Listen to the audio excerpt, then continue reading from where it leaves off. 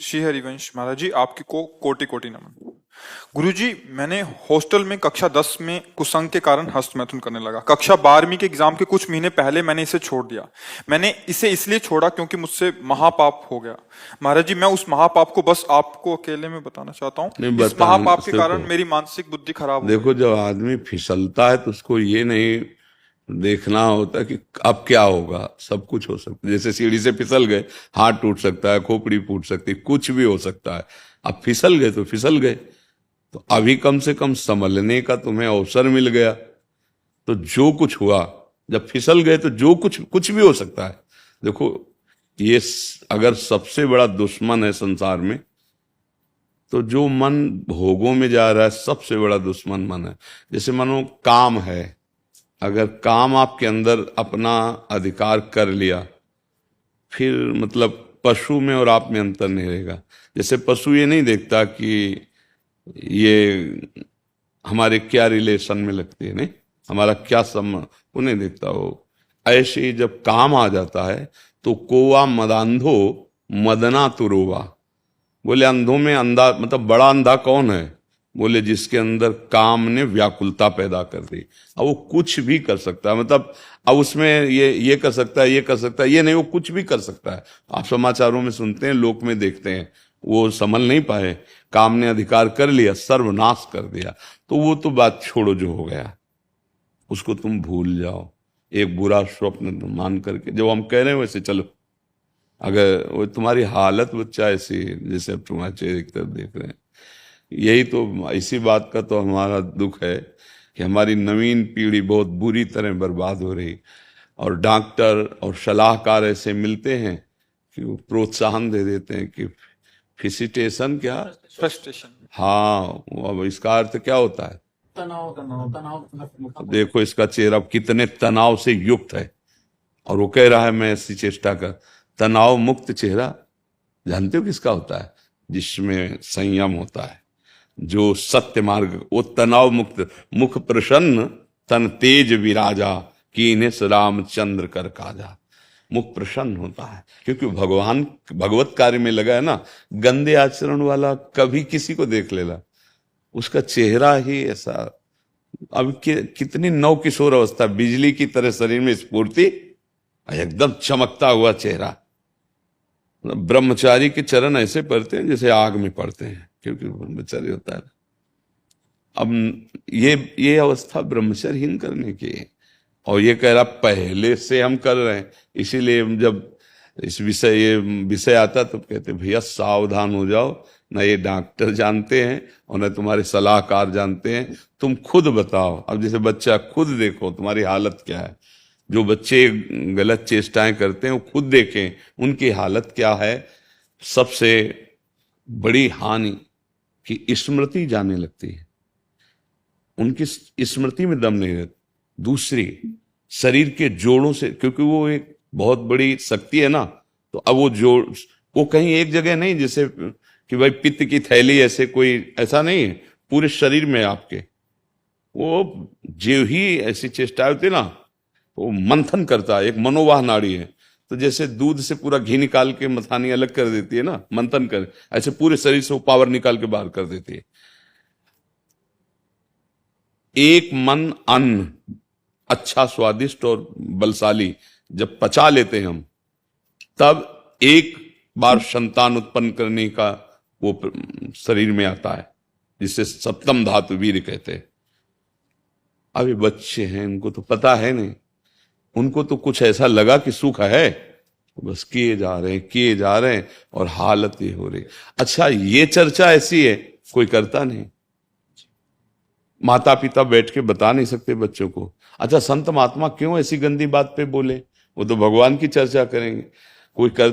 अब हमारे पास भगवत कृपा से जैसे बच्चे आए सब नए नए, तो फिर लगा कि इस विषय पर इनको ज्ञान होना चाहिए, इसीलिए वो यूट्यूब में डलवाया कि नहीं ये चीजें, बातें थोड़ी की, मतलब गंदी बातें कौन करे। हम राधा राधा बोले कि गंदी बातों का विश्लेषण करें, उसकी व्याख्या करें।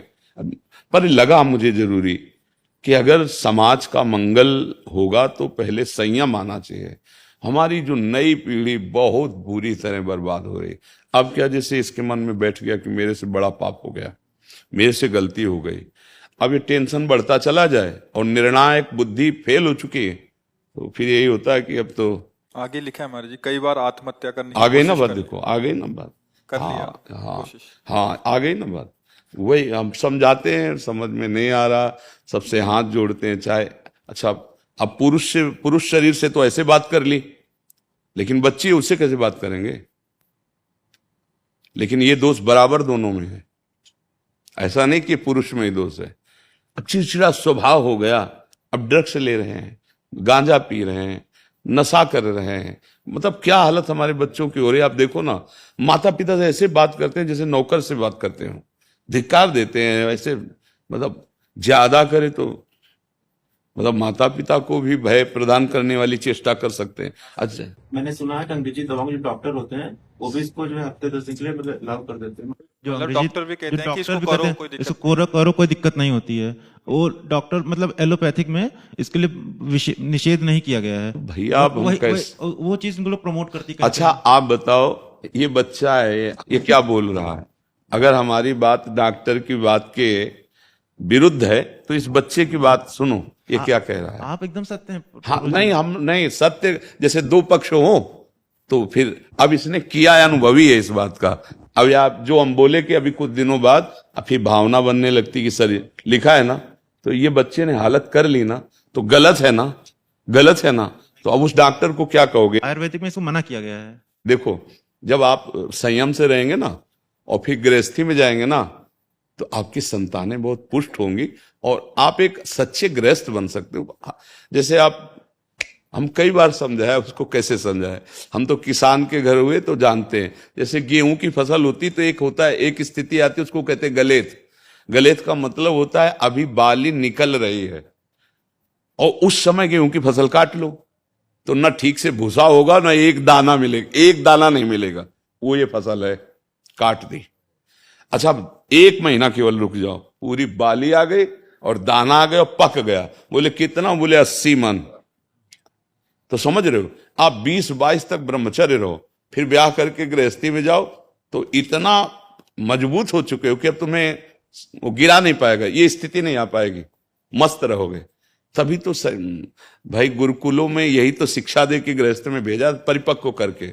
अब देखो कैसे बताएं, अब तुम बहुत छोटे हो बच्चा और बहुत बुरी स्थिति अपनी कर ली। अच्छा, जैसे मान लो सलाहकार मित्र हैं, इन बच्चों के सलाहकार कौन? मित्र हैं। वो कहे हम लोग करते हैं। अच्छा, अब किसी बड़े से बात करे तो हिम्मत नहीं रह गई। अच्छा, संसारिक आदमी में उसको खुद ज्ञान नहीं है। मान लो जैसे माता पिता संसारे में रत हैं, उनको खुद ज्ञान नहीं कि मुझे क्या इस समय निर्णय करना चाहिए। ये तो भगवान की कृपा कहो कि संतों की वाणी आप तक पहुंच रही है, नहीं तो इस विषय पे नहीं बोला जाता। 4 पन्ने में लिख के लेके आया हूँ, वो किसी चीज से के आपको बता दूं, मुझे पूछना है, मतलब उनको बताना है। 4 नहीं, पूरा रजिस्टर लिख सकते हो, तुम्हारी इतनी कमियां हो चुकी हैं शरीर में। अब अगर नहीं, हमारी बात मानो, सत्य में पाप हो गया है। छोड़ दे तुम इस समय देखो, देख रहे हो ना इसकी बुद्धि क्या होता है। हम पगा ना, सबसे बड़ी कमी होती है कि उस बचाओ, अपने बच्चों को बचाओ, अपनी समाज को बचाओ आगे यार, इन्होंने और बचाओ। लिखा कि अभी सब मेरे को पागल कहने लग गए हैं। अब हम वो शब्द नहीं उच्चारण कर रहे, लेकिन कह क्या रहे हैं, सबसे बड़ी जो कमी, बचाओ, बच्चों को बचाओ। अब ये नादान बच्चे अपना नाश कर लिया, अब ये क्या बनेंगे? ये भारत की सेवा करेंगे, ये माता पिता की सेवा करेंगे, अरे अपने शरीर की सेवा करने लायक नहीं रह जाएंगे। बस कैसे हम इस विषय पर क्या बोले अब। और नाम जप करो भाई, अब हमारे बस की तो बात है। अब हम जादू टोना तो जानते ले कि छू छा कर दे या कुछ ऐसा। सीधी बात, धर्म से, भगवत मार्ग से, शास्त्र संयम से चलने की चर्चा यहाँ है। यहाँ और कुछ तो नाम दवा जानते हैं। आयुर्वेदिक वैद्यों से मिले, इस समय औषधि लेनी चाहिए, क्योंकि अब आगे बढ़ गया मामला, ऐसा बढ़ गया कि वो सुधरेगा तभी जब बहुत प्यार और शासन दोनों होने चाहिए, और बहुत निरीक्षण होना चाहिए, और औषधि मिलनी चाहिए, और बलयुक्त पदार्थ पवाने चाहिए। और इस बात का निरीक्षण होता रहे कि तुम उन पदार्थों के पावर को बाहर न करो, तो भले संभल सकता है। नहीं तो अब क्या किया जाए, क्या किया जा सकता है। तो राधा राधा जपते हो कुछ देर क्या? वैदिक षडाक्षर मंत्र शिव जी का जपते हैं चलते फिर। थोड़ा सा औषधि के रूप में जब अभी मंत्र जपने की योग्यता तब होती जब गुरु मंत्र ले ले और सच्चे आचरण से चले। बात समझते हो? ये वैदिक मंत्र जो गुरु प्रदत्त होते हैं उन्हीं से प्रवाह होता है। ऐसे नहीं कि मनमानी वैदिक मंत्रों को नाम जप करो और थोड़ा दौड़ लगाओ, थोड़ा दंड बैठक मारो और विश्वास करो हमारी वचनों पर। मैं आपके किसी शिष्य को बस अपना बता दे। जो महाराज जी ने बताया उसको नहीं कुछ आचरण में बताने, बच्चा देखो जब गंदे मार्ग में हमारा पैर फिसल गया तो सब कुछ हो सकता है, मत बताओ इससे हस्त मैथुन भी नहीं किया है, उसके अलावा भी सब हम सब जानते हैं बच्चा, तुम रहने दो, बताने की जरूरत नहीं, तुम चिंता मत करो, एक बार तुम स्वस्थ हो सब ठीक हो जाएगा। ऐसा अब हम प्रणाम करते हैं बच्चा, हम क्या सहयोग कर सकते हैं? हमारी बात जब तक हमारे पास केवल परमार्थ है, बात समझो, हमारे पास लौकिक तो है नहीं कि हम कुछ कर सकें, तो हम भगवान से तो हमें भोगना ही पड़ेगा। जब हम कह रहे हैं हमारी बात मान लो तो तुम मान ही नहीं रहे यार। हमारी बात कोई दंड नहीं, आप सुधार करो, तुम बात तो मान लो ना। जैसे एक बड़े भाई की बात मानते हैं, मित्र की बात मानते हैं। देखो अगर भगवान को तुम मानते हो तो हम भगवान के हैं कि नहीं, मानते हो कि नहीं मानते? भगवान अपने से ज्यादा अपने भक्ति की बात मानते हैं। अपनो परण विचार भगत को पूर्व परण। तो हम तुमसे कह, बच्चा हो, तुमसे गलती हो गई, आगे गलती ना करो, उनका दंड नहीं मिलेगा। समझ रहे हो हमारी बात? थोड़ा शासन की जरूरत है, थोड़ा प्यार की जरूरत है, क्योंकि शासन के बिना नहीं सुधरेगा। शासन और प्यार दोनों ऐसे हैं जो किसी को भी सुधार सकते हैं। प्यार की भी जरूरत है, तुम्हें अच्छा सात्विक भोजन, देख रेख तुम्हारी। अब आजकल के माता पिता अपने में उनको समय नहीं है तो बच्चों को कैसे समय दें? इसलिए हम कई बार कहते हैं कि माता पिता को मित्रवत व्यवहार करना चाहिए। अपने बच्चों से ऐसे मिलो कि वो तुमको इतना प्यार करें कि छुपा ना पावे।